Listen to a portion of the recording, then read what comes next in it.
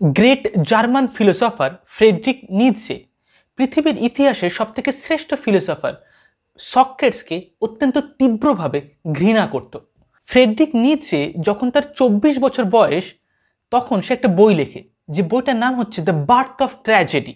যে বইতে নিৎজে এটা এক্সপ্লেন করে কেন সে গ্রিক ফিলোসফার সক্রেটসকে এত তীব্রভাবে ঘৃণা করে। নিৎজের মতে পৃথিবীর ইতিহাসে দুইজন স্কলার আছে যাদের প্রভাব সব থেকে বেশি, যারা পৃথিবীর ইতিহাসের অভিমুখকে একটা ডিরেকশন থেকে পাল্টে একটা অন্য ডিরেকশনের দিকে নিয়ে গেছে। তাদের মধ্যে একজন হচ্ছে সক্রেটস আর অন্য একজন হচ্ছে জেসাস ক্রাইস্ট। নাও এই বার্থ অফ ট্র্যাজেডি বই, যেটা মাত্র 24 বছর বয়সে নিৎজে লেখে, সেই বইতে নিৎজে এটা দেখায় সক্রেটস সেই সময় অ্যানসিয়েন্ট গ্রিকের কালচারকে যে অভিমুখে চলছিল সেখান থেকে পাল্টে একটা অন্য অভিমুখে নিয়ে যায়, এবং এই যে নতুন পথের যে প্রদর্শক সক্রেটস, এই পথটা বা এই অভিমুখটা একটা ভুল পথ।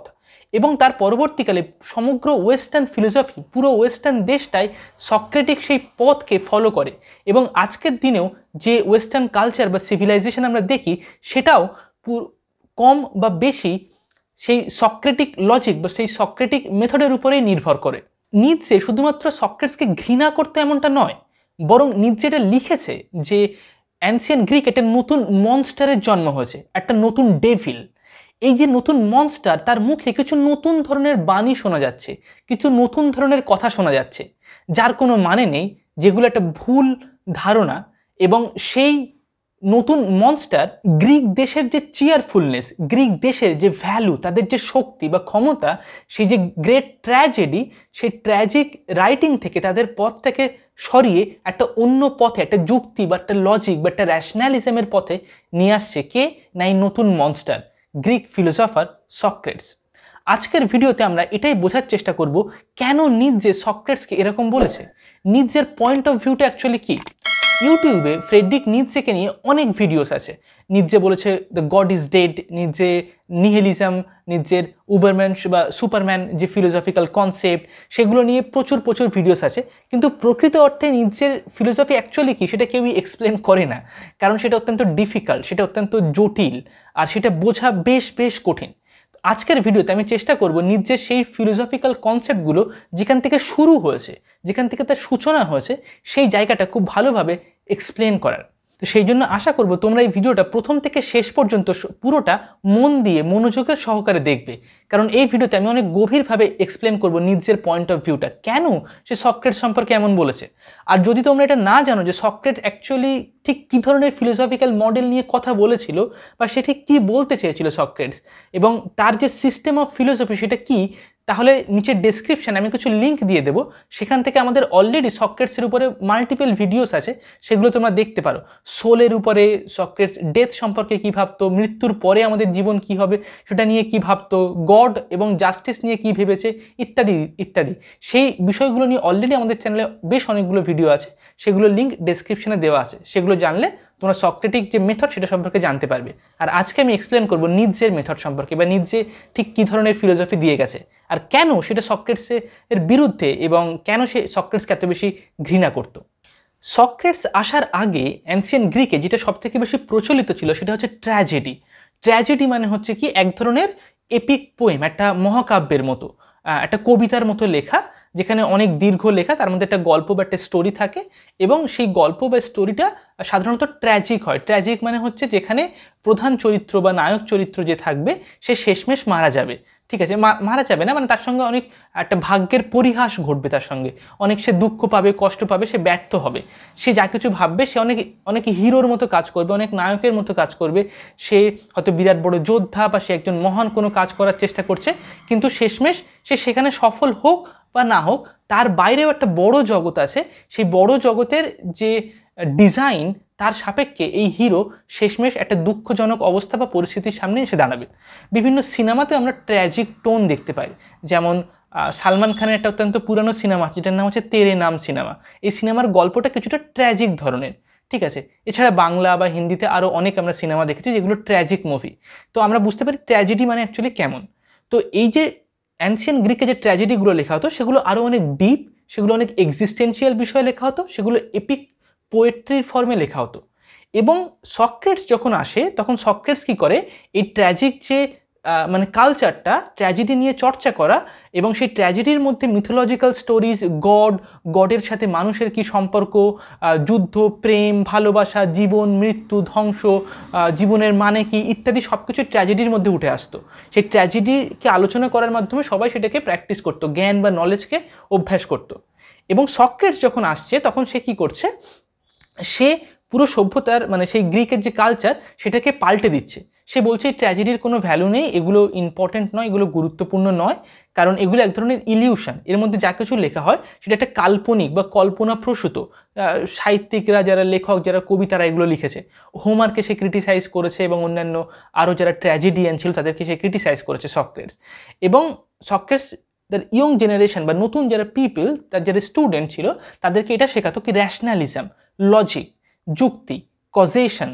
এই লজিক, যুক্তি, র্যাশনালিজম, কজেশন এগুলোর সাহায্যে আমরা জীবনের মানে কি বা জীবনের প্রকৃত অর্থ কি বা প্রকৃত ট্রুথ কি বা প্রকৃত অবজেক্ট অফ নলেজ কি, পুরো অস্তিত্বের সবথেকে সুপ্রিম জ্ঞানটা কি, সেটা আমরা খুঁজে বার করতে পারি।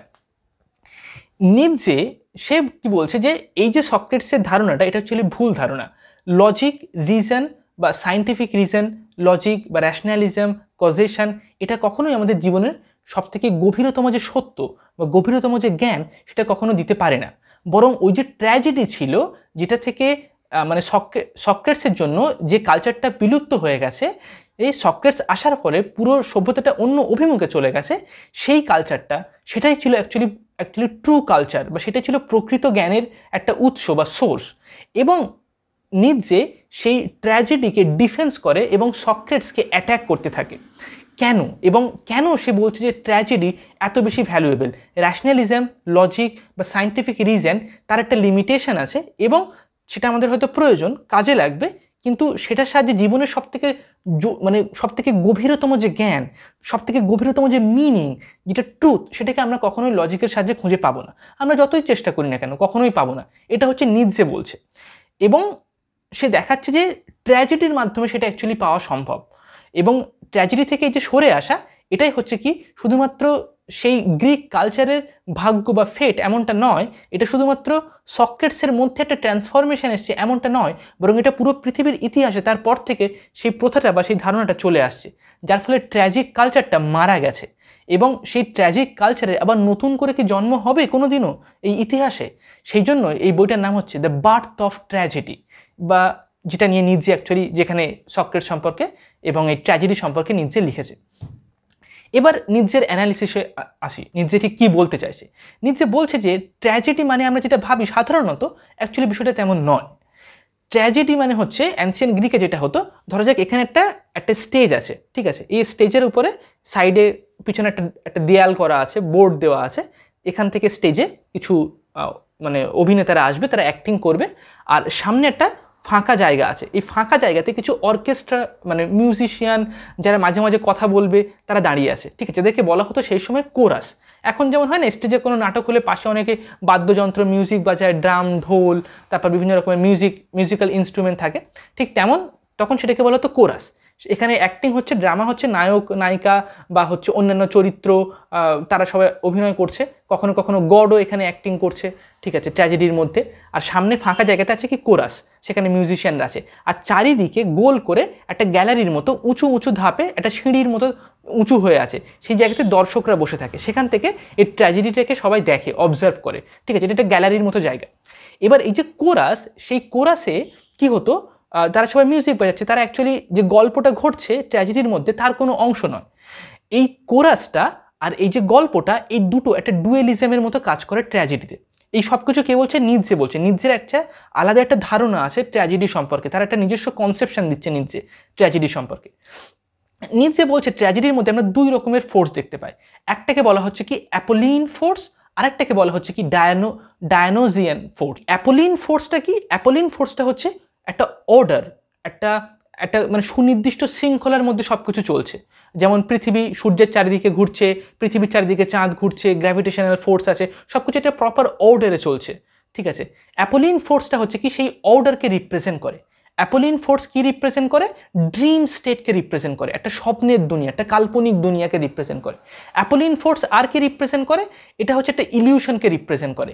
অ্যাপোলিন ফোর্স একটা ছন্দকে রিপ্রেজেন্ট করে। এর মধ্যে একটা গল্প আছে অ্যাপোলিন ফোর্সের মধ্যে। এছাড়া এই অ্যাপোলিন ফোর্স রিজনকে রিপ্রেজেন্ট করে, কজেশন, রিজন বা লজিক, এই জিনিসগুলোকে রিপ্রেজেন্ট করে। এই অ্যাপোলিন ফোর্সটা ছিল আমাদের ইন্ডিভিজুয়াল কনসাসনেসের মতো, আমাদের নিজস্ব যে চেতনা, আমার মন, আমি, আমার যে সত্তা, একটা সেলফ কনসাসনেস, একটা ইন্ডিভিজুয়াল কনসাসনেস, সেটাকে রিপ্রেজেন্ট করে কি এই অ্যাপোলিন ফোর্স। অ্যাপোলিন একটা গ্রিক গডের নাম, কিন্তু নিৎজে বলছে এটা শুধুমাত্র একটা গড নয়, এটা একটা সিম্বলিক ফোর্স, একটা অতিবাস্তব, একটা মেটাফিজিক্যাল একটা ফোর্সের মতো, একটা বেগের মতো, যেটা সমগ্র অস্তিত্বে আছে। এবং সেই গ্রিক ট্র্যাজেডি যেগুলো লেখা হতো, যে ড্রামাগুলো হতো, তার মধ্যে ওই অ্যাপোলিন ফোর্স উঠে আসতো। আর অন্যদিকে আছে কি ডায়নোসিয়াস ফোর্স। এই ডায়নোসিয়াস মানে কি না, ডায়নোসিয়াস হচ্ছে কি ইনটক্সিকেশন, এক ধরনের নেশা, এক ধরনের পাগলামি, এক ধরনের উন্মাদ অবস্থা, যেটার মধ্যে কোনো অর্ডার নেই, একটা ক্যাওয়াস কাজ করে, মানে এলোপাতাড়ি বিশৃঙ্খল একটা অবস্থা। ঠিক আছে, এই যে অবস্থাটা, যে ডায়নোসিয়াস যে অবস্থাটা, সেটা হচ্ছে কি একটা ইনটক্সিকেটেড অবস্থা, নিজের প্রতি নিজে একটা আসক্তিকর অবস্থা। ঠিক আছে, যেটা একটা বিশৃঙ্খল, যার মধ্যে কোনো যুক্তি নেই, তর্ক নেই, কোনো রিজন নেই।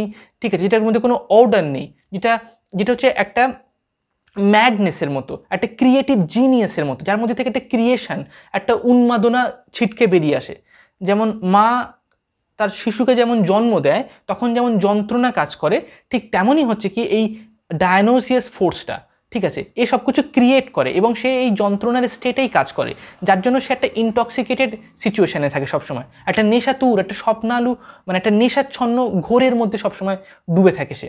এবং এই ডায়নোসিয়াস ফোর্স আরও একটা জিনিসকে রিপ্রেজেন্ট করে, সেটা কি? সেটা হচ্ছে unity of consciousness, unity of existence. অর্থাৎ যেমন অ্যাপোলিন ফোর্স ইন্ডিভিজুয়াল কনসাসনেসকে রিপ্রেজেন্ট করে, তেমন ডায়নোসিয়াস ফোর্স সেটা হচ্ছে কলেকটিভ কনসাসনেস বা সমগ্র চেতনা, তার সমষ্টিটাকে রিপ্রেজেন্ট করে। এবং নিৎজের মতে এই দুটো ফোর্স ট্র্যাজেডির মধ্যে উঠে আসে। যখন আমরা এপিক পোয়েম বা কোনো একটা এপিক কবিতা যখন পড়ি, তার মধ্যে এটা উঠে আসে। এই দুটো ফোর্স শুধুমাত্র ট্র্যাজেডির মধ্যে উঠে আসে, মানে ট্র্যাজেডির যে গল্পটা আছে, সেখানে নায়ক নায়িকা, সেখানে অন্যান্য চরিত্র, তাদের মধ্যে যে ঘটনাগুলো ঘটছে, যেমন সফোক্লিসের ওডিপাস দ্য কিং যদি আমরা ভাবি, ঠিক আছে, সেই সব কিছুর মধ্যে এই দুটো ফোর্স সবসময় উঠে আসে। কিন্তু শুধুমাত্র তাই নয়, নিৎজে বলছে কি ড্রামার যে স্টেজ এন্টিয়া, মানে নাটক বা এই যে ট্র্যাজিক ড্রামা, সেটাকে যেভাবে দেখানো হতো অ্যানসিয়েন্ট গ্রিকে, তার যে মেথডটা, সেখানেও এই জিনিসটা উঠে আসে। ট্র্যাজেডির মধ্যে একটা জিনিস থাকে যেটাকে বলা হয় কোরাস। সেই জিনিসটাই অর্কেস্ট্রার, যে আমি একটু আগে যে স্টেজের বর্ণনাটা দিলাম, সেই স্টেজের মধ্যে যারা অর্কেস্ট্রা, যারা কোরাসের কাজটা করে, তারা হচ্ছে কি, তারা হচ্ছে ডায়নোসিয়াস ফোর্স। আর যে নাটকটা স্টেজের উপরে হচ্ছে, সেটা হচ্ছে কি না, সেটা হচ্ছে অ্যাপোলিন ফোর্স। আমরা যে গল্পটা দেখতে পাই, ঠিক আছে, কোনো একটা নাটকের মধ্যে, সেই গল্পটা হচ্ছে কি অ্যাপোলিন। আর সেই গল্পের মধ্যে বা তার ব্যাকগ্রাউন্ডে কখনো কখনো মিউজিক বাজে, বা কখনো কখনো কতগুলো স্লোগানের মতো বাজতে থাকে। ঠিক আছে, বা গল্পের মধ্যে কখনো কখনো কোনো একটা চরিত্র, নাটকের মধ্যে হয়তো স্টেজের মধ্যে হয়তো নাটক হচ্ছে, সেখানে কখনো কখনো যারা এই অর্কেস্ট্রা বাজাচ্ছে, গোল গোল করে ঘুরে ঘুরে তারা বাজায়। ঠিক আছে, কখনো নাটকটা থেমে থাকে, বা চরিত্রটা হয়তো এক জায়গা থেকে আরেক জায়গাতে যাচ্ছে, তখন কি অর্কেস্ট্রার একটা মিউজিক বাজায়, তারা বিভিন্ন কথা বলতে শুরু করে, যেটা হচ্ছে সেই ইন্ডিভিজুয়াল কনসাসনেসটা সে নিজের সাথে নিজে সেলফ রিফ্লেক্ট করছে, নিজে নিজে কথা বলছে। ঠিক আছে, কখনো কখনো এমনও দেখায় বিভিন্ন নাটকে যে কোনো একজন চরিত্র সে স্টেজের সামনে উঠে আসছে, সামনে চলে আসছে, আর এই যে অর্কেস্ট্রা অর্থাৎ যে কোরাস যারা আর কি প্র্যাকটিস করছে, কোরাসের মধ্যে থেকে কোনো একজন সামনে উঠে আসছে, এই কোরাসের একজন মেম্বার এই নাটকের চরিত্রের একজনের সঙ্গে কথোপকথন করছে। অর্থাৎ আমরা যেন ঈশ্বরের সঙ্গে যেমন কথোপকথন করছি, পুরো এক্সিস্টেন্সের সঙ্গে আমরা রিফ্লেক্ট করার চেষ্টা করছি। তো এই নিৎজে বলছে কি এই কোরাসটাই হচ্ছে প্রধান, নাটকটা প্রধান বিষয় নয়। অর্থাৎ অ্যাপোলিন ফোর্স যেটা, সেটা প্রধান জিনিস নয়, সেটা হচ্ছে নাটক বা ড্রামা বা ট্র্যাজেডির প্রধান যে মানে তার যে শক্তি, তার যে বিউটি, তার যে ট্রুথ, সেটা হচ্ছে এই অ্যাপোলিন ফোর্সের মধ্যে, ড্রিম স্টেটের মধ্যে, তার মধ্যে নেই, বরঞ্চ কোরাসের মধ্যে আছে, যেটা অ্যাকচুয়ালি ওই গল্পটার অংশই নয়, কিন্তু গল্পের একটা ব্যাকগ্রাউন্ডের মতো। গল্পটা ঘটছে, বিভিন্ন নাটকের ঘটনা ঘটছে, তার পিছনে একটা মিউজিকের মতো এটা বেজে চলেছে, কখনো কখনো একটা স্লোগানের মতো কথোপকথন হচ্ছে, একই লাইন হয়তো বারবার উঠে আসছে, কখনো কখনো সেই কোরাসের মেম্বার নাটকের চরিত্রের সাথে হয়তো কথোপকথন করছে, এমনও ঘটে। ঠিক আছে, এই যে কোরাস, সেটাই হচ্ছে নাটকের প্রধান জিনিস। অর্থাৎ সে দেখাচ্ছে যে হিস্টোরিক্যালি ট্র্যাজেডি আসার মানে একদম সূচনা, তার যে অ্যাকচুয়ালি উৎসটা বা সূচনাটা শুরু হয় সেটা হচ্ছে এই ডায়োনিজিয়াস ফোর্স থেকে, অ্যাপোলিন ফোর্স থেকে নয়। অর্থাৎ প্রাথমিক অবস্থায় শুধু এই কোরাসটাই ছিল, সবাই এইরকম কবিতার ছন্দে সুরে সুরে একই কথাই বলতো, একটা ক্যাওয়াটিক, একটা ইনটক্সিকেটেড একটা মুডই ছিল। পরবর্তীকালে সেই কোরাসের সঙ্গে যোগ করা হয় অ্যাপোলিন ফোর্সটা, যেটা হচ্ছে অ্যাকচুয়ালি স্টেজে যেটা দেখানো হয়, যে গল্পটা বা যে মানে নাটকের যে মানে বিষয়বস্তুটা সেটা। কিন্তু তারও পরে ধীরে ধীরে সক্রেটস আসার পরে কি করে পুরো নাটকটা থেকেই মানুষকে ডাইভার্টেড করে দেয় এবং অন্য অভিমুখে নিয়ে যায়। এবার এই যে নাটক বা এই যে ট্র্যাজিক ড্রামা, সেটা কেন তার মধ্যে দিয়ে ট্রুথকে আমরা খুঁজে পেতে পারি, কেন তার মধ্যে প্রকৃত সত্যি বা প্রকৃত জ্ঞান লুকিয়ে আছে, যেটা লজিক, রিজন বা মেথড তার মধ্যে নেই বা তার মধ্যে দিয়ে আমরা অ্যাচিভ করতে পারবো না, যেটা অ্যাকচুয়ালি সক্রেটস বলে। এবার এই জিনিসটা বোঝার জন্য আমাদেরকে একটু সক্রেটস সম্পর্কে জানতে হবে, সক্রেটস অ্যাকচুয়ালি ঠিক কীভাবে ভাবে, তারপরে আমরা এটা জানবো যে নিৎজে ঠিক কীভাবে ভাবে। ওকে, সক্রেটস যেভাবে ভাবে সেটা হচ্ছে যে নাটক, ট্র্যাজেডি, কবিতা এগুলো সব বেকার জিনিস। কেন? কারণ সক্রেটসের মতে, ধরা যাক আকাশে আমি একটা চাঁদ দেখছি, ঠিক আছে, চাঁদে যে চাঁদটা একটা সার্কেলের মতো দেখতে হয়, কিন্তু প্রকৃত যে সার্কেল সেটা তো আমি দেখতে পাচ্ছি না, সেটা বাস্তবে কোথাও নেই। একটা পারফেক্ট সার্কেল, একদম সম্পূর্ণরূপে একটা সার্কেল, একটা বৃত্ত, সেটা কোথাও নেই। চাঁদ দেখে সেটা আমার মনে হচ্ছে, বা কোনো গাছের পাতা বা কোনো ফল, সেটা দেখে আমার মনে হতে পারে একটা আইডিয়াল একটা সার্কেলের কথা, একটা আদর্শ সার্কেল, যে সার্কেলটা বাস্তবে কোথাও নেই, বাস্তবে কোথাও পারফেক্ট সার্কেল নেই। আমরা যদি ড্রয়িংও করি তাও সেটা 100% পারফেক্ট হবে না। এই যে বাস্তবে কোথাও যে জিনিসটা নেই, প্রকৃতির মধ্যে বিভিন্ন জিনিস দেখে সে একটা আইডিয়াল জিনিসের কথা মনে আসা, বা একটা স্ট্রেট লাইন একটা জিনিস মনে আসা, ঠিক এই যে আইডিয়াল জিনিসটা সেটা কোথায় আছে, সেটা তো এমনি এমনি আমাদের মনে আসতে পারে না। সক্রেটস বলছে আমাদের মনে সেটা আসছে কেন? কারণ জন্মের আগে আমরা এমন একটা জগতে ছিলাম যেখানে সব কিছু আইডিয়াল ছিল, একটা আইডিয়াল স্টেট ছিল, যেখানে একটা পারফেক্ট সার্কেল, একটা পারফেক্ট স্ট্রেট লাইন, একটা পারফেক্ট অবজেক্ট অফ গুড, প্রকৃত ট্রুথ, প্রকৃত জ্ঞান, প্রকৃত বিউটি সেখানে এক্সিস্ট করতো সেই ওয়ার্ল্ডে। আর সেই ওয়ার্ল্ডের একটা ছায়া বা প্রতিচ্ছবি বা তারই একটা ড্রয়িং হচ্ছে কি এই জগৎটা, আমরা এখানে বেঁচে আছি। কিন্তু এই জগৎটা কেন তৈরি করা হয়েছে, কেন আমরা এখানে এসেছি? যাতে করে সেটার থেকে দূরে সরে আসার পরে আমরা যেন বুঝতে পারি সেটা বেশি ইম্পর্টেন্ট, তারপর আবার আমরা সেখানে ফিরে যাব। ওকে, সেই জন্য আমরা এই জগতে এসেছি। যেমন একটা উদাহরণ দিচ্ছি, ধরো যাক এখানে একটা গাছ আছে, তারপর 10 জন পেন্টার, তারা প্রত্যেকে ড্রয়িং করছে এই অরিজিনাল গাছটাকে দেখে দেখে। এবার এই অরিজিনাল গাছটার মতো তো এই পেন্টিংটা হবে না, পেন্টিংগুলো যত পারফেক্টই হোক না কেন, অরিজিনাল জিনিসটা তো পুরোপুরি অরিজিনাল। ঠিক তেমনই একটা আইডিয়াল ওয়ার্ল্ড এক্সিস্ট করে, একটা আইডিয়াল রিয়েলিটি, একটা অতিবাস্তব একটা অস্তিত্ব আছে, আর তারই কতগুলো কপি পেস্ট ভার্সান হচ্ছে এই জগৎটা। এরকম আরও অনেক জগৎ থাকতে পারে। এবার এই জগতে আমরা এসছি এবং এখানে ট্র্যাভেল করছি, তারপর আমরা সেই আইডিয়াল জগতে ফিরে যাব। সেই আইডিয়াল জগতে আমরা ছিলাম, সেই জন্যই আমাদের মনে আছে একটা আইডিয়াল সার্কেলের কথা, একটা আইডিয়াল স্ট্রেট লাইনের কথা, যেটা বাস্তবে কোথাও নেই। কিন্তু বাস্তবের বিভিন্ন জিনিস যেগুলো একটু একটু বিকৃত, একটু একটু দুমড়ে মুচড়ে গেছে, সেই আইডিয়ালের থেকে একটু বিকৃত হয়ে আছে, সেগুলোকে দেখে আমাদের মনে পড়ে যায় সেই আইডিয়ালের কথা, আর তারপর আমরা সেখানে ফিরে যাব। তারপর আমাদের সেখানে যাওয়ার ইচ্ছা হবে, বা লজিকের সাহায্যে, রিজনিংয়ের সাহায্যে আমরা সেই জিনিসটাকে বুঝতে পারবো এবং তারপর হয়তো আমরা সেখানে পৌঁছে যাব। এবার এই জগতের মধ্যে যখন কেউ কবিতা লেখে বা কেউ ছবি আঁকে, তখন সে কী করে? সে বাস্তবে দেখে কিছু একটা ঘটনা ঘটছে, বা একটা পেন্টিং, একটা পাহাড় দেখলো, তারপর সে ড্রয়িং করছে। অর্থাৎ এই জগৎটা এমনি একটা আইডিয়াল জগতের রেসপেক্টে একটা ইলিউশন। তারপর যখন সে কবিতা লিখছে বা কেউ ছবি আঁকছে, তখন সে আরও একটা ইলিউশন তৈরি করছে, যেটা হচ্ছে অ্যাকচুয়াল বাস্তবের থেকে ডবল টাইম দূরে আছে, 2 বার দূরে আছে। ঠিক আছে, এমনিতেই আমরা আইডিয়াল জগতের থেকে দূরে আছি, তারপর যখন আবার এই জগতের মধ্যেই বিভিন্ন জিনিস দেখে আমরা ড্রয়িং করছি, কবিতা লিখছি, বাস্তবে দেখে জল পড়ে, পাতা নড়ে বা ইত্যাদি ইত্যাদি, তখন আমরা আরও একটা স্টেপ নিচে নেমে যাচ্ছি, যার ফলে ইলিউশনের মধ্যে আবার ইলিউশন ক্রিয়েট করছি, যেটা হচ্ছে কি মানে আমরা অ্যাকচুয়াল রিয়েলিটি থেকে, বাস্তব থেকে দূরে চলে যাচ্ছি। এটা হচ্ছে সক্রেটিক লজিক। সক্রেটস সেই জন্য কবিতা, আর্ট এই জিনিসগুলোকে গুরুত্ব দিত না। হ্যাঁ, এটা হয়তো আমাদেরকে কোনো কোনো সময় ইন্সপায়ার করতে পারে, কিছু কিছু ভালো ভালো জিনিসের জন্য আমাদেরকে মোটিভেট করতে পারে, সেটার জন্য এটাকে কাজে লাগানো যেতে পারে, কিন্তু এটা তেমন একটা গুরুত্বপূর্ণ বিষয় নয়। আমাদেরকে লজিকের সাহায্যে, রিজনিংয়ের সাহায্যে, যুক্তির সাহায্যে আমাদেরকে সেই আইডিয়াল জগৎটাকে, সেটাকে খুঁজে বার করতে হবে, তার রূপ, রীতি, নীতি সেগুলো কি সেটাকে বুঝতে হবে। এটা হচ্ছে সক্রেটসের লজিক। এবার নিৎজে বলছে যে এটা এর থেকে বড় ভুল আর কিছু হতে পারে না। হ্যাঁ, কারণ এই যে ডায়োনিজিয়াস যে ফোর্স আর অ্যাপোলিন ফোর্স, ঠিক আছে, এই দুটোর মাধ্যমে নিজে সেই জিনিসটা এক্সপ্লেন করবে এবং সেটা সে বলার চেষ্টা করবে কেন এই লজিক জিনিসটা অ্যাকচুয়ালি এইভাবে খাটে না, এটা অ্যাকচুয়ালি সঠিক নয়, যেটা সক্রেটিস যেটা বলছে। নিটজে বলছে যে সবার প্রথমে মানে নিটজে বলছে যে 3জন গ্রেট ট্র্যাজেডিয়ান আছে, সব থেকে শীর্ষে যে আছে তার নাম হচ্ছে অ্যাসেলিচাস, তারপরে যে আছে সে হচ্ছে সফোক্লিস এবং সব শেষে হচ্ছে কে ইউরিপিডিস। গ্রিক ফিলোসফার অ্যারিস্টোটল বলে সব থেকে বেস্ট ট্র্যাজেডিয়ান হচ্ছে ইউরিপিডিস, আর মাঝখানে হচ্ছে সফোক্লিস, আর সব থেকে বাজে ট্র্যাজেডিয়ান হচ্ছে অ্যাসেলিচাস।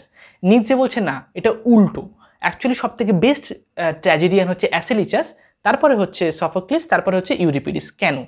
কারণ সবার প্রথমে যখন অ্যাসেলিচাস মানে সে যখন পোয়েট্রি বা ট্র্যাজেডি যখন লিখতো, তার লেখার মধ্যে ডায়নোজিয়াস ফোর্স কাজ করতো। তার কাছে যে ক্যাওয়াসটা বা এই যে কোরাস, যেটা অ্যাকচুয়ালি নাটকের অংশই নয়, যেটা ঘটনা বা সেই গল্পটার অংশ নয়, সে যে কোরাসটা যেটা ব্যাকগ্রাউন্ডটা ডেভেলপ করে, সেটাই হচ্ছে বেশি গুরুত্বপূর্ণ। তারপরে যখন সফোক্লিস এলো, সে দুটোকে ব্যালেন্স করলো, সে হচ্ছে মানে তার মধ্যে কিছু কিছু নাটকের মধ্যে কিছু এলিমেন্ট যোগ করলো, যেখানে হচ্ছে কথোপকথন হবে, ডায়ালগ থাকবে, মানুষের সাথে মানুষের কথোপকথন ইত্যাদি ইত্যাদি, যেটা হচ্ছে সে সক্রেটিসের থেকে কিছুটা ইনফ্লুয়েন্স হয়, ইন্সপায়ার হয়, তারপরে সে এই জিনিসগুলোকে যোগ করে। এবং তার পরবর্তীকালে যখন ইউরিপিডিস আসে, তখন সে এই জিনিসটাকে আরও এক্সট্রিম মাত্রায় নিয়ে যায়।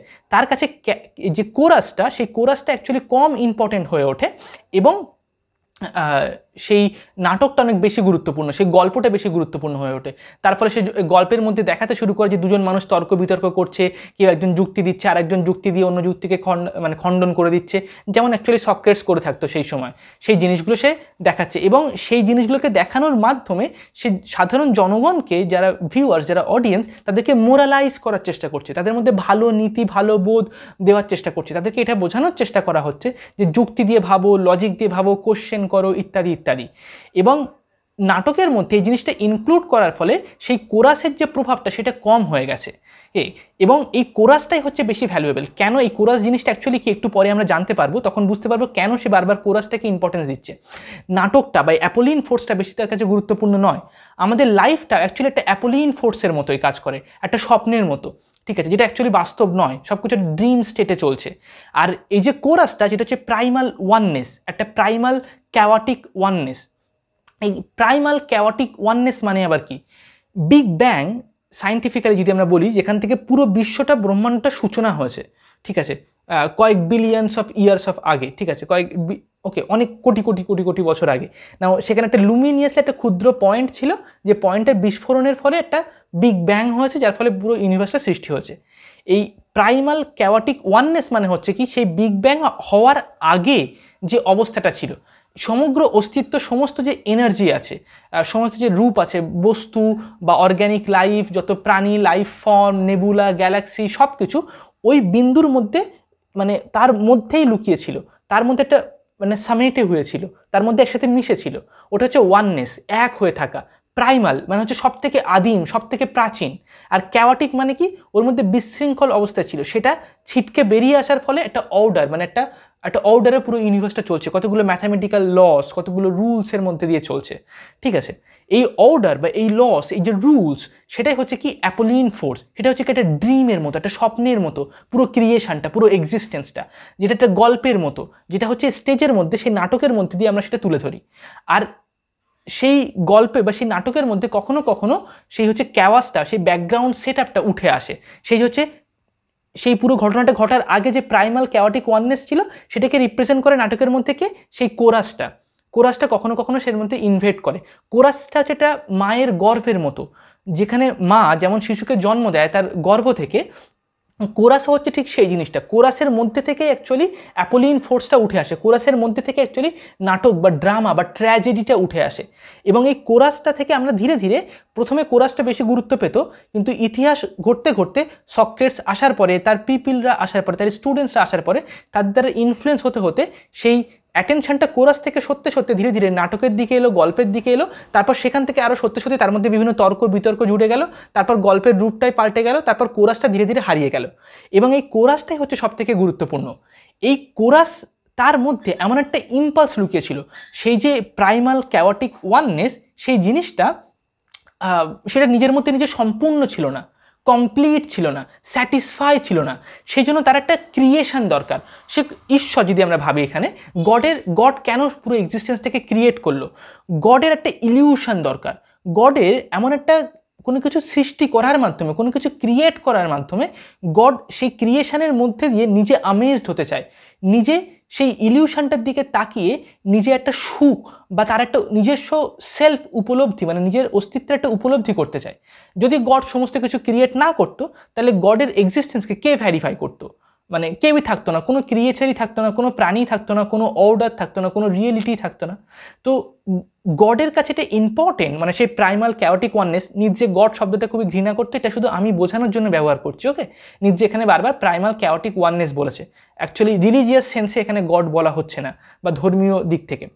এই ক্যাওটিক ওয়াননেসটা কি করছে? সব কিছু ক্রিয়েট করছে ইলিউশনটা, কারণ সেই ইলিউশনের দ্বারা সে আমেজড হতে চায়। ঠিক তেমনই এবার সেই ক্যাওটিক ওয়াননেসের মধ্যে একটা ইম্পালস বা তার মধ্যে একটা ইনস্টিংক্ট ছিল যে সে একটা ইলিউশন ক্রিয়েট করবে এবং সেই ইলিউশনের দ্বারা আমেজড হবে, তার থেকে একটা সুখ বা একটা উপলব্ধি সে পাবে, একটা আনন্দ পাবে। ঠিক যেমন আমরা একটা কোনো এপিক পোয়েম পড়লে বা কোনো একটা খুব গ্রেট একটা যদি উপন্যাস পড়ি, তাহলে আমরা কি খুব একটা প্রশান্তি অনুভব করি, নিজেদের মধ্যে একটা গভীর একটা অনুভূতি তৈরি হয়, যেটা অন্য কোনোভাবে পাওয়া সম্ভব নয়। যারা উপন্যাস পড়েছে বা যারা অনেক গভীর কবিতা বা মহাকাব্য যারা পড়েছে, তারা এটা অবশ্যই জানে।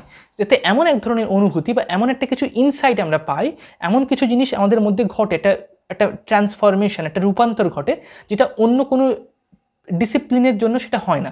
সাইকোলজি যদি আমরা পড়ি বা আমরা যদি সায়েন্স পড়ি বা পলিটিক্যাল সায়েন্স পড়ি, অন্য কোনো রূপের মধ্যে সেই জিনিসটা খুঁজে পাওয়া যায় না। এটা শুধুমাত্র এই কবিতা বা আর্টের মধ্যে খুঁজে পাওয়া যায়, ওকে? এবার সেই যে ইনস্টিংক্টটা, সেই আর্ট, সেটা কি ক্রিয়েট করছে? যে ইনস্টিংক্টটাই প্রাইমাল ক্যাওটিক ওয়াননেসের মধ্যে ছিল, সে নিজের মধ্যে নিজে কমপ্লিট ছিল না, সে একটা ইলিউশন তৈরি করেছে। এটা হচ্ছে পুরো এক্সিস্টেন্সটা। ঠিক তেমনই আমরা আমাদের অস্তিত্বকে তখনই বুঝতে পারবো যখন আমরা কোনো একটা ইলিউশনের দ্বারা আমেজড হব, কোনো একটা ড্রিম স্টেটের দ্বারা। ঠিক যেমন হচ্ছে কোনো একটা নাটক দেখা, কোনো একটা মহাকাব্য পড়া, ইত্যাদি ইত্যাদি। তার গল্পের মধ্যে দিয়ে গিয়ে আমরা তার মধ্যে আমেজড হয়ে সেই ইলিউশনের মধ্যে ডুবে গিয়ে আমরা রিডেমশন পাবো, মুক্তি পাবো এই জগৎ থেকে। ঠিক আছে? অর্থাৎ যেমন ক্যাওটিক ওয়াননেস যে জিনিসটা করেছে, আমরা সেই জিনিসটাকে আরেকবার রিক্রিয়েট করছি। জাস্ট বিগ ব্যাং হওয়ার আগে যে অবস্থাটা ছিল, সে একটা ইলিউশন ক্রিয়েট করেছে, তারপর তার দ্বারা আমেজড হচ্ছে। আমরা যখন একটা নাটক লিখছি বা নাটক পড়ছি, আমরা তেমন জানি এটা একটা ইলিউশন, কিন্তু তার দ্বারা আমেজড হচ্ছি। এই যে ইনস্টিংক্টটা আমাদের মধ্যে কাজ করে, কোনো একটা কবিতা পড়া, একটা উপন্যাস পড়া, একটা আর্ট প্র্যাকটিস করা, একটা গভীর অনুভূতি বা এক্সপেরিয়েন্সকে মানে রিয়েলাইজ করা, সেটা কোথা থেকে আসছে?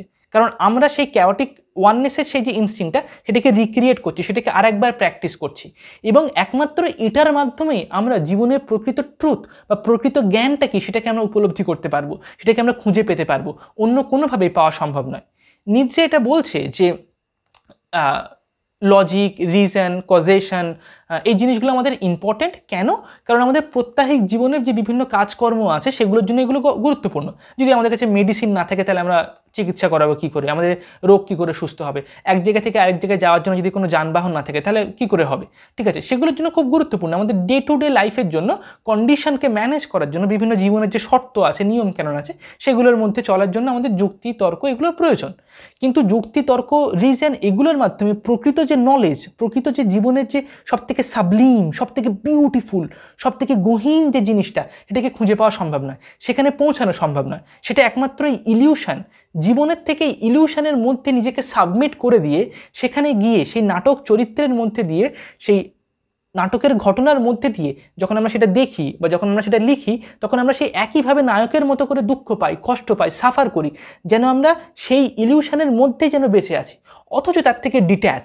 এই যে পার্টিকুলার পজিশনটা, সেই নাটকের মধ্যে গিয়ে তার মধ্যে দিয়ে কষ্ট যন্ত্রণা পেয়ে সেই গল্পের মধ্যে একটা কাল্পনিক জীবনযাত্রা করে সেখান থেকে রিডেমশন পাওয়া, সেখান থেকে মুক্তি পাওয়া। ঠিক যেমনভাবে গড বা সেই প্রাইমাল ক্যাওটিক ওয়াননেস সমস্ত ক্রিয়েশনকে সৃষ্টি করার মাধ্যমেই সে নিজের অস্তিত্ব থেকে নিজেই মুক্তি পাচ্ছে, নিজেকে লিবারেট করে ফেলছে।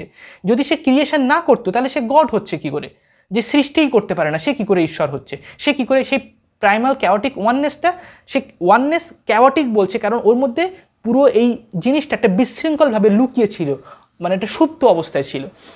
সেই জিনিসটা ছিটকে একটা অর্ডারাল ফর্মে বেরিয়ে এসছে। ঠিক তেমনটাই হচ্ছে আমরা রিক্রিয়েট করার মাধ্যমে সেই জ্ঞানটা বা সেই অনুভূতিটাকে পেতে পারি।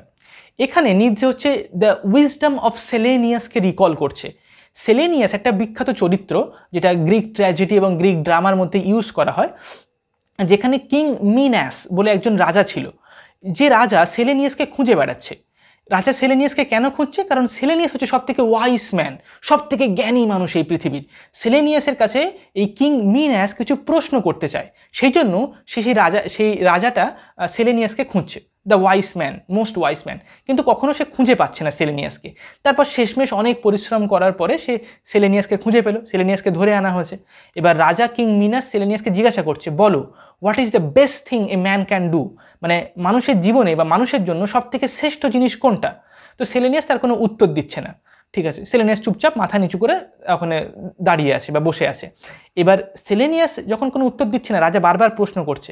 তারপর শেষমেশ রাজা যখন খুব রেগে গেছে, চিৎকার করছে, তখন সেলেনিয়াস মাথা উঁচু করে সে এবার উত্তর দিচ্ছে। সে বলছে যে তুমি কেন সেই জিনিসটা জানতে চাও যেটা যেটা মানে জানার পরে তুমি এটা জানার জন্য অনেক দুঃখ পাবে। তুমি সেই জ্ঞানটাকে, সেই প্রশ্নটা জিজ্ঞাসা করছো যে প্রশ্নের উত্তর পাওয়ার পর তুমি আফসোস করবে, তুমি অনেক কষ্ট পাবে। তুমি কেন জানতে চাইছো যে মানুষের জন্য সব থেকে শ্রেষ্ঠ কোনটা? তখন কিং মিনাস সেলেনিয়াসকে বলে যে না, তারপরেও তুমি বলো আমাকে সব থেকে শ্রেষ্ঠ কোনটা। তখন সেলেনিয়াস উত্তর দেয়, the best of all for a man is not to be born, not to be at all, and the second best of all is to die as soon as possible. অর্থাৎ Silenus বলছে যে এই যে জগৎটা, এই জগৎটা এত কষ্টের, এত যন্ত্রণার, এত দুঃখের, যে সব থেকে শ্রেষ্ঠ জিনিস হচ্ছে এই জগতে না আসা, জন্মই না হওয়া এই জগতে, এটাই হচ্ছে সব থেকে শ্রেষ্ঠ। কিন্তু অলরেডি আমরা জন্ম হয়ে গেছি, জগতে আমরা এসে গেছি, ঠিক আছে? তো যেটা আমাদের জন্য অলরেডি সব থেকে খারাপ ঘটনাটা ঘটেই গেছে অ্যাকচুয়ালি। এবার দ্বিতীয় সব থেকে বেস্ট জিনিস হচ্ছে কি, যে যত তাড়াতাড়ি আমরা মারা যাব কোনো অ্যাক্সিডেন্ট হয়ে বা কোনো কারণে বা অসুস্থ হয়ে, রোগ হয়ে, ততই আমাদের জন্য ভালো। এটা হচ্ছে সেলেনিয়াসের উইজডম। সেলেনিয়াস এই জিনিসটা কিং মিনাসকে বলে। হ্যাঁ, এবং এটা হচ্ছে একটা একটা ট্র্যাজেডির মধ্যে গ্রিকে এটা আছে। ফ্রেডরিক নিৎজে বলছে কি, আমরা সেলেনিয়াসের উইজডমটাকে ইনভার্স করতে পারি, রিভার্স করতে পারি, উল্টো করে দেখতে পারি। সব থেকে বেস্ট জিনিস এটা নয় যে জন্ম না হওয়া বা হচ্ছে তাড়াতাড়ি মারা যাওয়া, বরঞ্চ সব থেকে এটা হচ্ছে জীবন বিমুখী। অর্থাৎ জীবনের যে ইলিউশনটা, এই যে ইলিউশন, যে স্বপ্নের যে জগৎ যেখানে আমরা বেঁচে আছি, এই জগতে আমরা যে কাজকর্ম করছি, মানুষ আকারে চলাফেরা করছি, আমাদের জীবনে অনেক চাওয়া পাওয়া, দুঃখ, হাসি, কষ্ট, কান্না, যন্ত্রণা, এই যে একটা ইলিউশন, পুরো ক্রিয়েশনটা একটা ইলিউশন, তার মধ্যেই যে আমরা আছি, এই ইলিউশনের বিমুখে, মানে জীবনের বিমুখে সেলেনিয়াস জ্ঞানটা দিচ্ছে। কিন্তু নিৎজে বলছে এই জ্ঞানটাকে আমরা ইনভার্স করতে পারি, আমরা এটাকে উল্টে দিতে পারি। জীবনমুখী এই যে ইলিউশন, এই যে ড্রিম, তার মধ্যে আমরা কি করে যেতে পারি, তার ভেতরে আমরা কি করে হারিয়ে যেতে পারি, তার মধ্যে গিয়ে সাফার করার মাধ্যমে, কষ্ট পাওয়ার মাধ্যমে সেই কষ্টের থেকে মুক্তি পেয়ে যাওয়া, তার ঊর্ধ্বে চলে যাওয়া। অর্থাৎ কোনো একটা জিনিসকে যদি আমরা পুশ করতে থাকি, ঠেলতে থাকি, ঠিক আছে, তারপর একটা সময় আসে যখন ধরো আমরা কষ্ট পাচ্ছি, তারপর আরও কষ্ট পেলাম, আরও কষ্ট পেলাম, আরও কষ্ট পেলাম, তারপর একটা মুভমেন্ট আসবে যখন সেই কষ্টটা আমরা আর পাবো না, আমরা সেই কষ্টটা রূপান্তর হয়ে যাবে, গিয়ে কষ্টটা দুঃখটা, মানে কষ্টটা সুখ হয়ে যাবে, আনন্দ হয়ে যাবে, এমনটা নয়, বরঞ্চ তার ঊর্ধ্বে চলে যাবো আমরা, তার বিয়ন্ডে চলে যাবো আমরা। ঠিক সেই জিনিসটাই নিৎজে বলছে, জীবনের বিমুখে গিয়ে নয়, বরঞ্চ জীবনমুখী, এই ইলিউশনের মুখে গিয়ে। সেলেনিয়াস যেটা বলছে ইলিউশনের বিরুদ্ধে যাওয়ার কথা, নিৎজে বলছে ইলিউশনের মধ্যে আবার ইলিউশন, এটা হচ্ছে ট্র্যাজেডি বা ড্রামা, যেটা আমাদেরকে সাহায্য করে সেই ইলিউশনের মধ্যে যাওয়ার জন্য, একটা second illusion, the illusion of the illusion. ঠিক আছে, অর্থাৎ একটা তো কল্পনা, পুরো অস্তিত্বটা, তার মধ্যে আর একটা কল্পনা, তার ভেতরে যাওয়ার মাধ্যমে আমরা কষ্ট পেয়ে, দুঃখ পেয়ে আমরা সেখান থেকে পুরোপুরি তার ঊর্ধ্বে চলে যেতে পারি, সেখান থেকে আমরা মুক্ত হয়ে যেতে পারি। কারণ উপন্যাস, নাটক বা কবিতা পড়লে তো আমরা, মানে সেটা পড়া যখন শেষ হয়ে যায় তখন তো আমরা থেকে তাড়াতাড়ি ফ্রি হয়ে যায় না, আমরা পুরোপুরি মানে সেই তার সাথে আইডেন্টিফাই করি, আবার তার বাইরেও এক্সিস্ট করি, আইডেন্টিফাই করি আবার তার বাইরেও এক্সিস্ট করি। ঠিক যেমন প্রাইমাল ক্যাওটিক ওয়াননেস পুরো ক্রিয়েশনটাকে সৃষ্টি করেছে, সেই পুরো ক্রিয়েশনের মধ্যে আছে, আবার তার বাইরেও আছে, দুটো জায়গাতেই আছে। আমাদের পজিশনটা একটা নাটক বা একটা গল্পের সাপেক্ষে ঠিক সেই রকম, সেই প্রাইমাল ক্যাওটিক ওয়াননেসের মতো, যেটার মাধ্যমে সেই প্রাইমাল ক্যাওটিক ওয়াননেসটা লিবারেট হচ্ছে, নিজে মুক্তি পাচ্ছে। আমরাও সেই প্রসেসটাকে তৈরি করার মাধ্যমে আমরা নিজেরা মুক্তি পেতে পারি, সেই চরম জ্ঞান, সেই চরম সৌন্দর্য বা সেই চরম বিউটিটা আমরা খুঁজে পেতে পারি, যেটা র্যাশনালিটি, লজিক বা যুক্তির মাধ্যমে কোনো দিনই পাওয়া সম্ভব হবে না। নিৎজে বলছে যে প্লেটোর কথা, নিৎজে শুধু সক্রেটিসের সম্পর্কে লিখেছে এমনটা নয়, বরং নিৎজে বলছে যে প্লেটো যখন প্রথম জীবনে সে কি করে, সে সক্রেটসের সংস্পর্শে আসার আগে সে অ্যাকচুয়ালি একটা ট্র্যাজেডিয়ান হতে চেয়েছিল। এটা হয়তো অনেকে তোমরা জানো না যে প্লেটো তার আগে সে একটা অনেকগুলো ট্র্যাজেডি লিখছিল, কিন্তু যখন সে সক্রেটিসের সংস্পর্শে আসে তখন সে মনে করে ট্র্যাজেডিটা সঠিক পথ নয়, বরং আমার লজিক্যাল রিজনিংয়ের পথে যাওয়া উচিত। সেই জন্য তার সে ট্র্যাজেডি যে কটা সে লিখেছিল, যে গ্রিক একটা বিরাট বড় একটা কম্পিটিশন হতো, ট্র্যাজেডি সেখানে জমা দিতে হতো, যার ট্র্যাজেডি সিলেক্ট হবে যেটা প্রথম প্রাইজ পাবে, এবং সেটা মানে ড্রামা আকারে পাহাড়ের পথ কেটে কেটে সেখানে স্টেজ তৈরি করা হতো, সেই স্টেজে সেখানে সেই ট্র্যাজেডিটা সেই নাটকটাও মানে দেখানো হবে, সবাই সেটা দেখবে। তো প্লেটো তার জন্য ট্র্যাজেডি লিখেছিল, 3টে পার্টে একটা ট্র্যাজেডি লিখেছিল, পার্ট 1, পার্ট 2, পার্ট 3 করে। কিন্তু সক্রেটসের সংস্পর্শে আসার পরে প্লেটো কী করে তার সেই ট্র্যাজেডিগুলোকে আগুনে পুড়িয়ে দেয় যখন সে অনেক ইয়াং ছিল। তারপরে সে সক্রেটিক লজিক ফলো করতে শুরু করে। নিৎজে দেখায় প্লেটোর লাইফের এই যে ট্রান্সফরমেশন, সেই ট্রান্সফরমেশনটায় পৃথিবীর ইতিহাসে একটা ছাপ বা একটা ইমপ্রিন্ট ফেলে গেছে। কারণ প্লেটো যদি বই না লিখে যেত, তাহলে সক্রেটিক যে লজিকটা সেটা কিছু সময় পরে ধীরে ধীরে মিলিয়ে যেত, বা অনেক মানে তার তীব্রতা অনেক কম হয়ে যেত। প্লেটো বই লিখেছিল সক্রেটস সম্পর্কে, সেই জন্যই সভ্যতাটা পুরোপুরি ঘুরে গেছে। সেই ট্র্যাজেডির চর্চা থেকে ধীরে ধীরে আমরা লজিক বা রিজনের জায়গাতে চলে এসেছি। এবার প্লেটোর জীবনে যে ট্রান্সফরমেশনটা এসেছিল, সেই সেম ট্রান্সফরমেশনটা পুরো পৃথিবীর ইতিহাসে এসছে। এবার নিৎজে বলছে যে প্লেটোর যে লেখাগুলো, সেই লেখাগুলো অ্যাকচুয়ালি একটা নতুন যুগের সূচনা করে দেয়, যেটা অনেক পরে আবার নতুন করে ট্র্যাজেডির জন্ম হওয়ার জন্য সেই প্লেটোনিক সেই রাইটিংগুলো খুব গুরুত্বপূর্ণ। এটার মানে কি, খুব ইন্টারেস্টিং বিষয়। প্লেটো বলছে এখানে, নিৎজে বলছে যে প্লেটোর যে লেখা, প্লেটোর লেখার মধ্যে শুধুমাত্র সক্রেটিক লজিক, রিজন, র্যাশনালিটি এগুলো আছে এমনটা নয়, বরং যেহেতু প্লেটোর মধ্যে এই ইনস্টিংক্টটা ছিল, প্লেটো এটা জানতো, এটা বুঝতো যে অ্যাকচুয়ালি সিম্বলিজমের মানে কি, ট্র্যাজেডির মানে কি, সেই জন্য সে প্রথম অবস্থাতে সেই পথটাই বেছে নিয়েছিল তার জীবনে।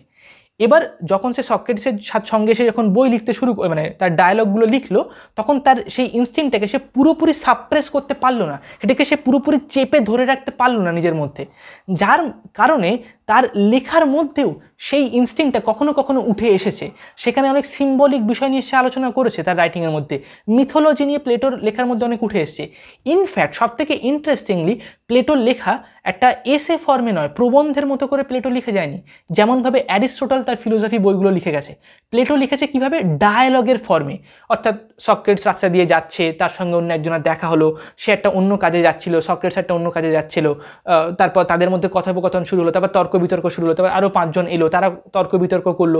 অর্থাৎ সে এখানে গল্পের মতো করে জিনিসটা বোঝাচ্ছে, সে একটা তর্ক একটা হেডলাইন দিয়ে তারপর তার লজিক দিচ্ছে, যেমনভাবে অ্যারিস্টটল বই লেখে তেমনভাবে সে লেখেনি।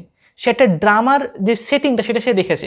এবার তারপর ধীরে ধীরে এমন আছে তার লেখার মধ্যে যে কোনো একটা সময় সক্রেটসই শুধুমাত্র 3 পৃষ্ঠা জুড়ে 4 পৃষ্ঠা জুড়ে কথা বলে যাচ্ছে, ডায়লগটা ধীরে ধীরে মিলিয়ে গেছে, ডায়লগ আর নেই সেখানে, ঠিক আছে, অন্যরা আর কেউ কথা বলছে না, সক্রেটস পুরো লজিকটা দিয়ে যাচ্ছে, ঠিক আছে, ডায়লগটা ডিমিনিশ হয়ে যাচ্ছে। কিন্তু সে পুরোপুরি ডায়লগের থেকে সে উঠে আসতে পারেনি, এটা গল্পের ছলে ফিলোসফিকে দেখানো, এই জিনিসটা প্লেটো তার নিজের সেই ইনস্টিংক্টটাকে পুরোপুরি মেরে ফেলতে পারেনি নিজের মধ্যে।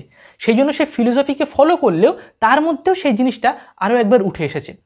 এবার এই প্লেটনিক ডায়ালগের মধ্যেই, যেটা পরবর্তীকালে আমরা উপন্যাস বলে থাকি বা নভেল বলে থাকি, তার সূচনা এই প্লেটোর লেখার মধ্যেই লুকিয়েছিল, যেটা আধুনিক সভ্যতাতে পরবর্তীকালে যেখান থেকে উপন্যাসের বা মানে ট্র্যাজেডিতে চলে গেছে, উপন্যাসের নতুন নতুন যুগ সৃষ্টি হবে এবং মানুষ উপন্যাস লিখতে শুরু করবে। এটা হচ্ছে সক্রেটসের পয়েন্ট অফ ভিউ। এটা হচ্ছে সক্রেটস, এটা হচ্ছে ফ্রেডরিক নিৎজের পয়েন্ট অফ ভিউ প্লেটোর উপরে।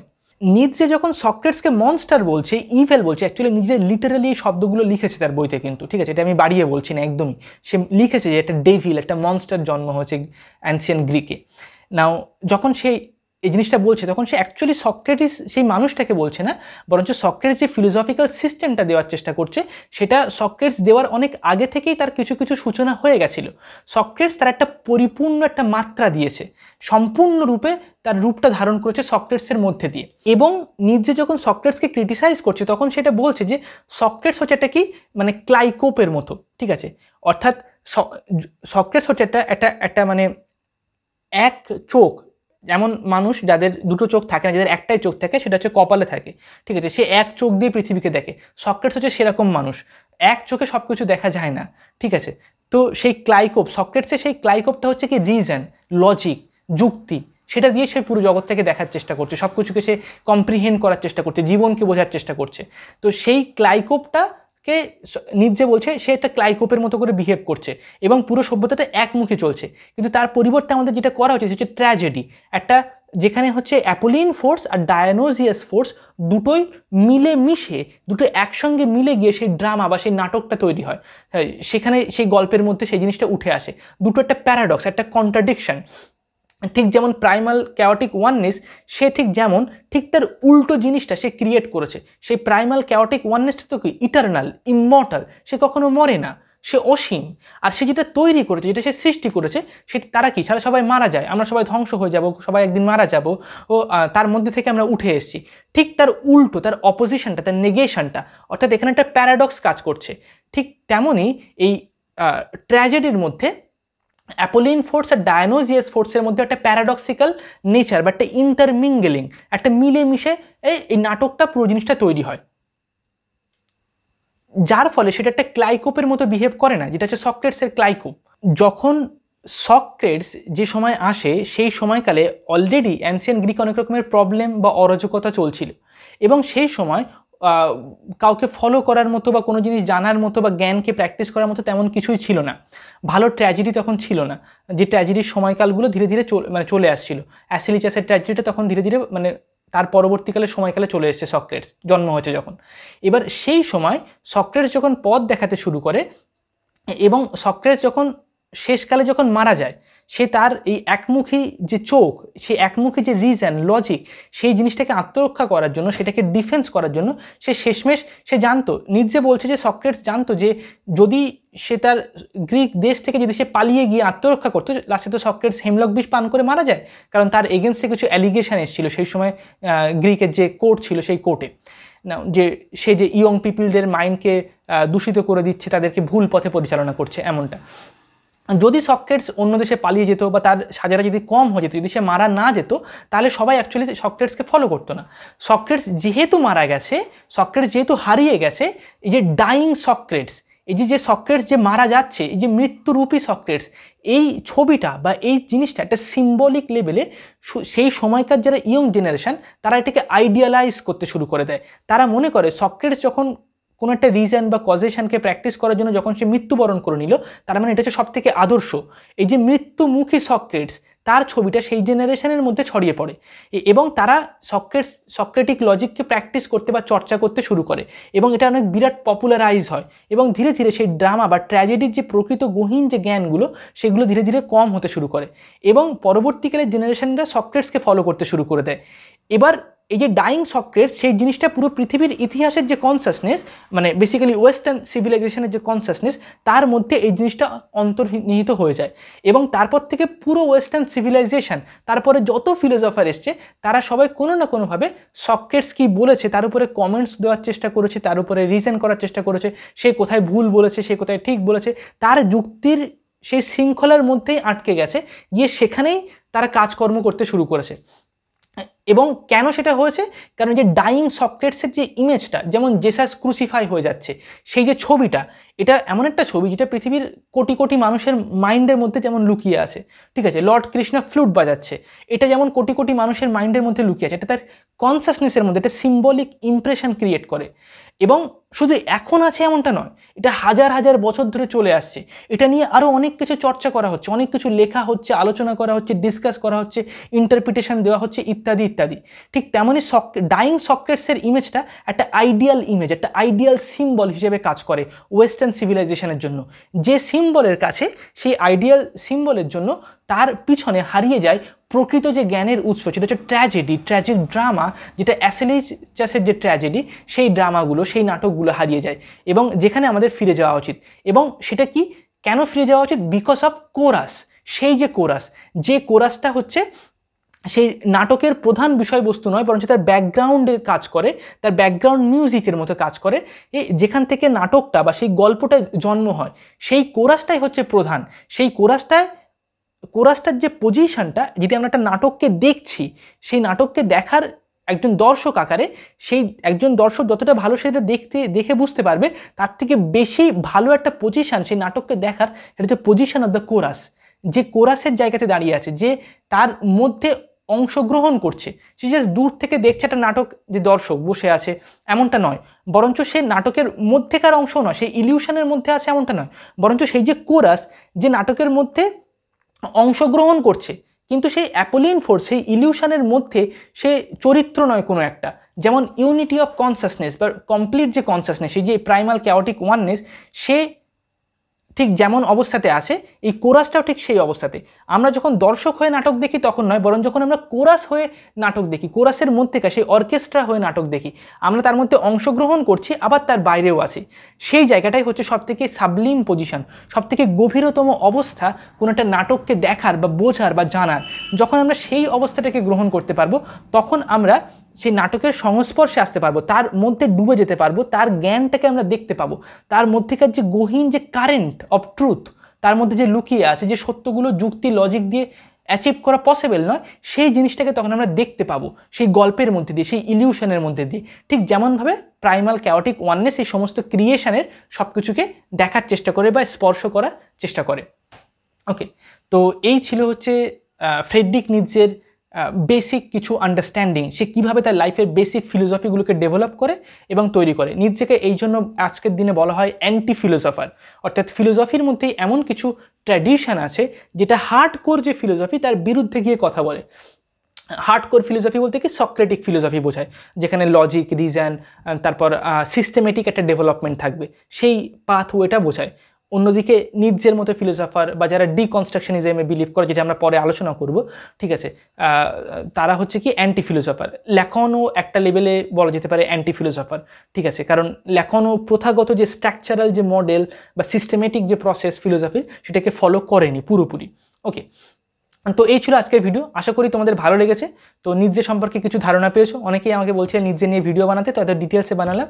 কেমন লেগেছে অবশ্যই কমেন্ট সেকশনে জানাবে, এতক্ষণ যদি দেখে থাকো তাহলে অবশ্যই জানিও কমেন্ট করে যে কেমন লেগেছে, বা তোমরা কি নিৎজের চিন্তাভাবনাতে বেশি বিশ্বাস করো নাকি হচ্ছে সক্রেটিসের চিন্তাভাবনাতে বেশি বিশ্বাস করো। এখানে মনে রাখবে যে নিৎজে কিন্তু এটা বলেনি যে লজিক, রিজন এগুলো দরকার নেই। নিৎজে এটা বলেছে যে এগুলোর মাধ্যমে সবথেকে সাবলিম, সবথেকে গভীরতম যে জ্ঞান, সেটা আমরা পাবো না, ঠিক আছে, সবথেকে গভীরতম উপলব্ধি আমরা পাবো না, সেটা একমাত্র ওই ট্র্যাজিক ড্রামার মাধ্যমে আমরা পেতে পারি, যখন ওই ডায়োজনিয়াস ফোর্স আর হচ্ছে অ্যাপোলিন ফোর্স দুটোর মিশ্রণ যেখানে আসে, তেমন একটা ট্র্যাজিক ড্রামার মধ্যে আমরা সেই জিনিসটা খুঁজে পেতে পারি। ওকে, তো এই ছিল আজকের video. Thank you so much for watching this, I will see you next time. চলো টাটা।